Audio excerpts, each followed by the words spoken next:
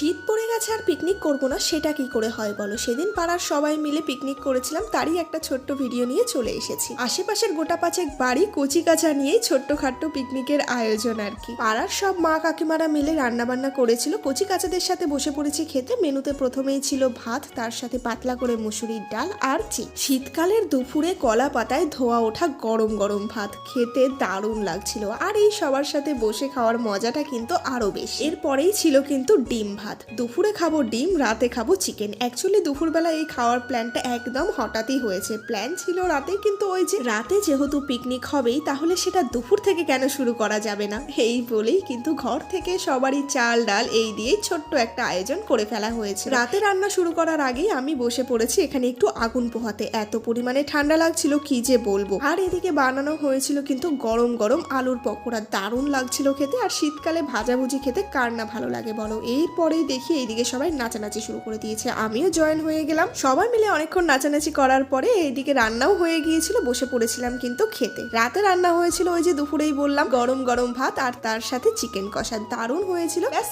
এই দিয়ে কিন্তু আজকের এই ছোট্টখাট্ট পিকনিকটা শেষ করলাম। 2026-এ এটাই ছিল আমাদের প্রথম পিকনিক। তোমরা 2026-এ কে কবে পিকনিক করলে কমেন্টে আমাকে অবশ্যই জানিও। দেখা হবে পরের ভিডিওতে। বাই।